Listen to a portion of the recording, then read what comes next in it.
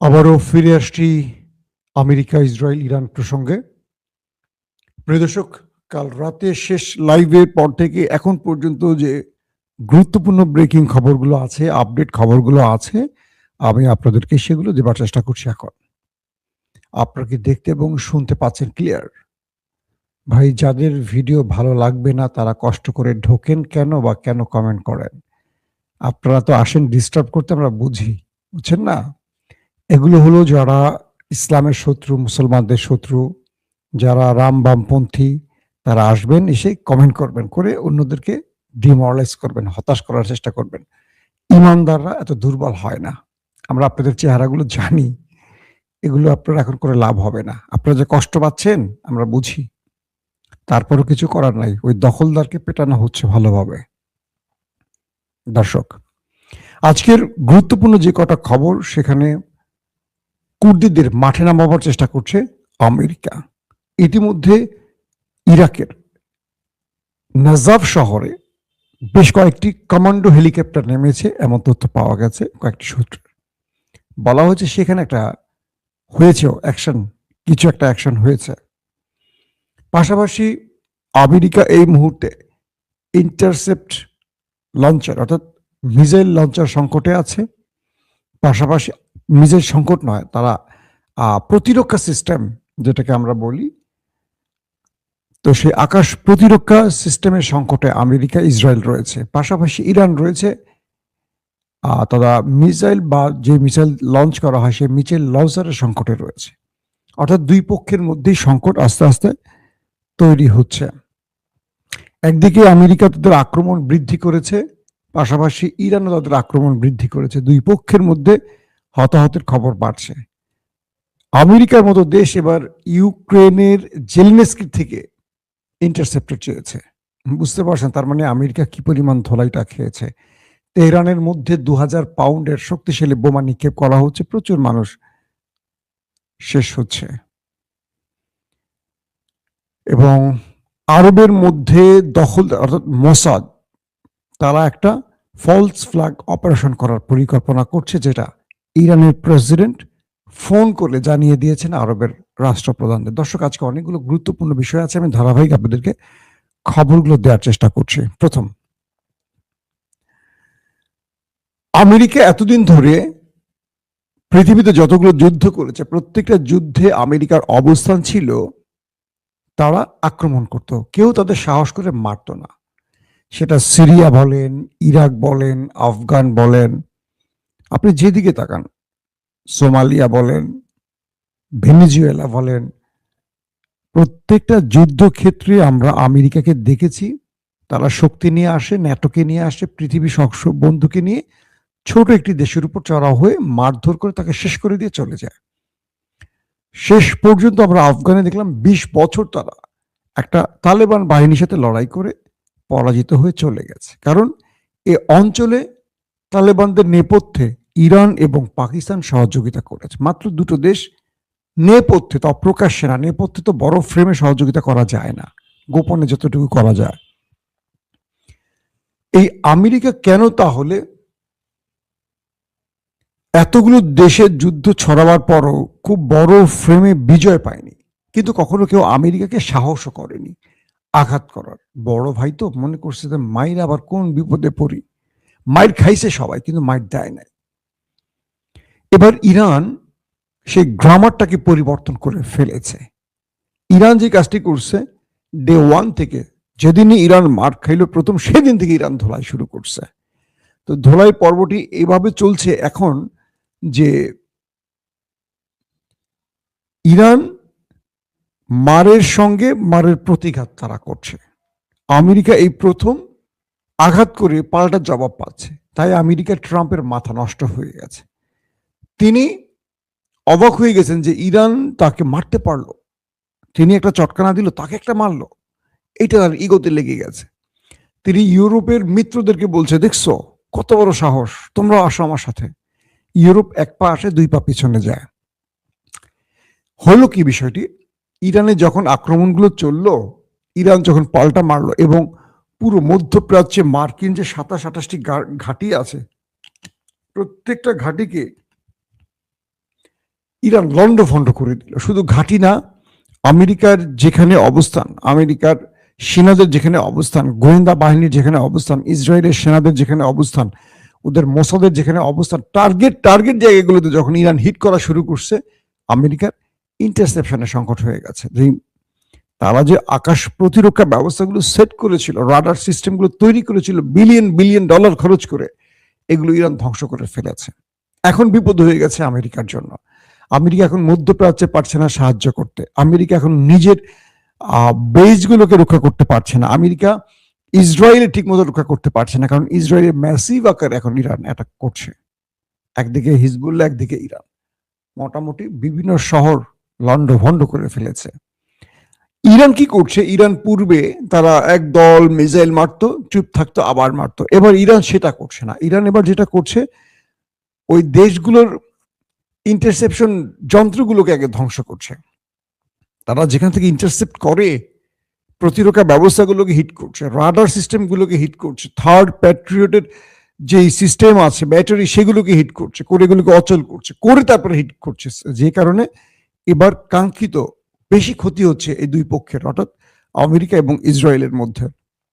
এই প্রথম আমেরিকা মার খাবার মুখে পড়েছে, মানে মার ঠেকাতে হচ্ছে। এতদিন আমেরিকা মার ঠেকায় না, শুধু মিসাইল তৈরি করছে, এটা সেটা তৈরি করছে, আর ঠেকাবার যন্ত্র তৈরি করছে কম। তাদের তো মারেই না, ঠেকাবে কেন? এইবার মায়ের খেয়ে তারা বুঝতে পারছে তাদের অনেক সংকট আছে। তাই আমেরিকা জেলেনস্কির কাছে যেই ইন্টারসেপশন বিক্রি করছে না, আকাশ প্রতিরক্ষা সিস্টেম, এখন এগুলো চাইছে আমেরিকা যে তুমি আমাদের কিছু দাও, আমাদের সংকট হয়ে গেছে, ইরান মাইরা তক্তা বানায় ফেলছে, এখন কিছু ইন্টারসেপশন আমাদের লাগবে, আমাদেরকে কিছু দাও। Number one. নাম্বার টু, ইরানের যে ড্রোন, এই ড্রোনগুলো এখন একটার পর একটা চমক দেখাচ্ছে। এই ড্রোনগুলোই মূলত আমেরিকার প্রতিরক্ষা ব্যবস্থাগুলোকে ধ্বংস করে দিচ্ছে বা খেয়ে দিচ্ছে। ইরানের ড্রোনগুলো যেখানে যেখানে প্যাট্রিয়ট বা থার্ডের প্রতিরক্ষা ব্যবস্থা বসানো, ব্যাটারি বসানো, সেখানে টার্গেটে হিট করছে।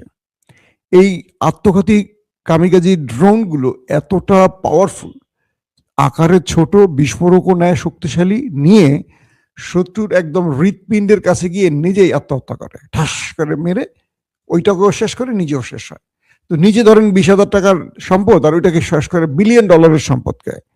তো এইভাবে ইরান তার বিভিন্ন ভ্যারিয়েন্টের ড্রোনগুলোকে ব্যবহার করছে। এই ড্রোনগুলো ব্যবহার করেই মার্কিন ইসরায়েলি পুরো প্রতিরক্ষা ব্যবস্থাকে ভেঙে ফেলছে ইরান। যখন দেখলো যে ইরানের এই অবস্থা, মানে ইরান তাদেরকে ভালো আকারে ধরাই দিচ্ছে, তখন কি করবে আমেরিকা এবার তেহরানের ভেতরে 2000 পাউন্ডের শক্তিশালী বোমা নিক্ষেপ করছে। বলা হচ্ছে ম্যাসিভ আকারে তেহরানের মধ্যে বোম্বিং করছে আমেরিকা এবং দখলদার দেশটি, যার ফলে সেখানে 1,500-এর উপর মানুষ প্রাণ হারিয়েছে এমন খবর পাওয়া গেছে। খুবই দুঃখজনক এটা। মানে সাধারণ মানুষকে হত্যার মাধ্যমে যুদ্ধে জেতা কখনো সম্ভব না।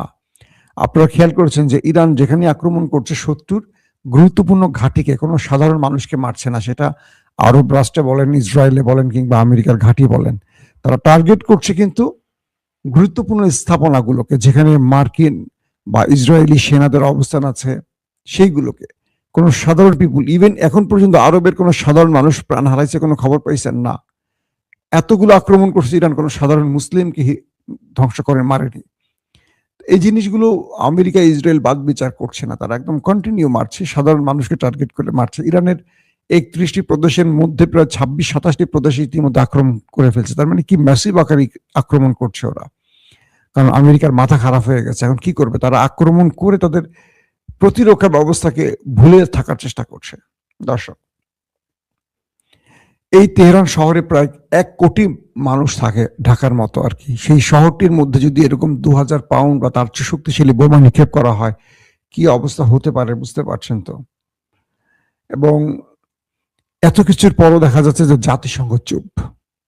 জাতিসংঘ বলে একটা কলা গাছ আছে নাকি একটা ক্লাব আছে, সেই ক্লাবের কাজটা শুধু আমেরিকাকে খুশি করানো, ইসরায়েলকে খুশি করানো, নাকি চুপ করে বসে বসে নীরবে দেখা, জানি না। এত মানুষ মারা যাচ্ছে কিন্তু জাতিসংঘ চুপ কেন, এটা আসলে কে জিজ্ঞেস করবে তাদেরকে? এখন নতুন করে ইরান আরেকটি ড্রোন উন্মোচন করছে হাদিদ গ্রুপের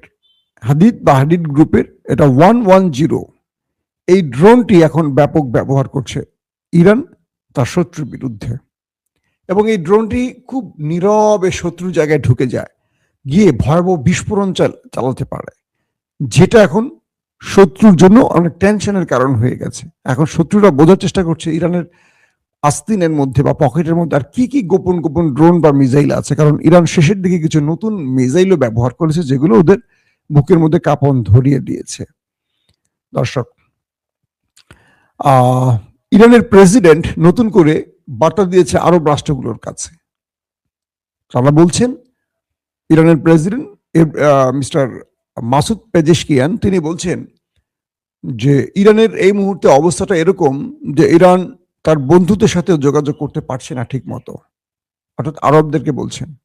তবে আমরা আরবদেরকে এইটুকু নিশ্চিত করতে চাই, আমাদের উপরে তোমাদের ভূমি ব্যবহার করে শত্রুরা আক্রমণ করেছে, আমরা শত্রুদেরকে যদি এখন আক্রমণ না করি শত্রুরা আমাদেরকে শেষ করে দেবে, তাই আমরা বাধ্য হয়ে তোমাদের ভূমিতে থাকা আমাদের শত্রুদেরকে টার্গেট করেছি।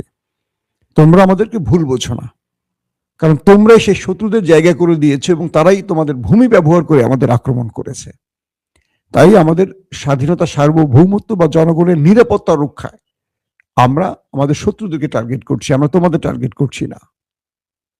আমরা চাই তোমরা এবং আমরা উভয় যেন আমাদের শত্রুকে চিনতে পারি, যে আমাদের শত্রু কারা সেটা যেন আমরা চিনতে পারি। আমরা যেমন আজকে চিনেছি, তোমরা হয়তো পরে চিনবে, বাট তোমাদেরকে চিনতে হবে শত্রু কারা। মাসুদ পেজেশকিয়ানের পক্ষ থেকে আরো কিছু বার্তা গেছে এরকম যে আমরা জেনেছি সৌদি আরবের আরামকো তেল শোধনাগারে যে আক্রমণটি হয়েছে ইরান দাবি করেছে এটা ইরান করেনি। ইতিমধ্যে সৌদি আরবে বেশ কজন মোসাদ এজেন্ট ধরা পড়েছে, তারা সৌদি আরবের গুরুত্বপূর্ণ কয়েকটি জায়গায় বোমা পেতে বিস্ফোরণের চেষ্টা করলে সেগুলো ধরা পড়ে যায়। তার মানে মোসাদ এখন অ্যাক্টিভ আরব রাষ্ট্রে, তারা বড় রকম অঘটন ঘটিয়ে তো আপনার মানে আরবের মধ্যে বড় কোনো সমস্যা তৈরি করে দিয়ে তারা চেষ্টা করছে যে এটা ইরানের গায়ে দোষ চাপিয়ে ইরানের বিরুদ্ধে পুরো আরবকে নামিয়ে আনতে।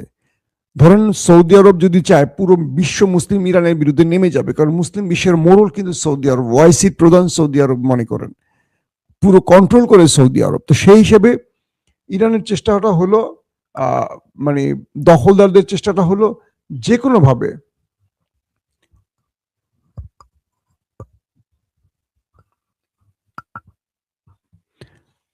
মানে ইসরায়েল চাইতেছে বা মোসাদ চাচ্ছে যে কোনো ভাবে হোক যে তারা সৌদি আরবে মানে ইরানের বিরুদ্ধে তারা নামাবে পুরো মুসলিম বিশ্বকে, সৌদি সহ। তাই তারা ভিতরে অপারেশনের চেষ্টা করছে এবং বিভিন্ন গণমাধ্যম বলছে আজকে, আপনাদের মিডল ইস্ট আইও বলছে, মধ্যপ্রাচ্যের গণমাধ্যম মিডল ইস্ট আই বলছে যে মধ্যপ্রাচ্যে ফলস ফ্ল্যাগ অপারেশনের চেষ্টা করতে পারে মোসাদ। বুঝছেন তো ফলস ফ্ল্যাগ অপারেশন কি?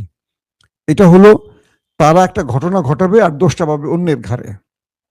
অর্থাৎ ইরান যেহেতু মধ্যপ্রাচ্যে অ্যাটাক করছে, এবার মোসাদ সেখানে ঢুকবে, আরবের সাধারণ মানুষের ব্যাপক ক্ষয়ক্ষতি বা জানমালের ক্ষতি হয় এমন কোনো অপারেশন করবে, বা তাদের গ্যাস তেল এরকম বড় বড় কেন্দ্রগুলোতে আক্রমণ করবে, বড় শপিং মলে আক্রমণ করবে, আবাসন স্থলে আক্রমণ করবে, প্রচুর মানুষের ইনজুর্ড করবে, করে এটা ইরানের গায়ে দোষটা পাবে, যাতে করে পুরো আরব বা আরব লীগ বা ওয়াইসি একজোট হয়ে ইরানের বিরুদ্ধে যুদ্ধ করে। তো এই ফলস ফ্ল্যাগ অপারেশনের একটা চেষ্টা চলছে।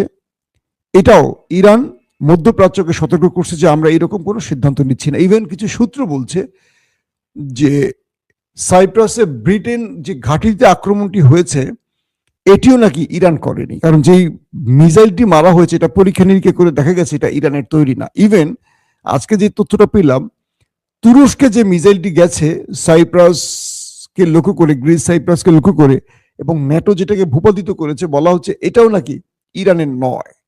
তার মানে কি এই রাষ্ট্রগুলোকে খেপানোর জন্য নেপথ্যে ফলস ফ্ল্যাগ অপারেশনের চেষ্টা করছে মোসাদ, এটা মোটামুটি কনফার্ম। দর্শক,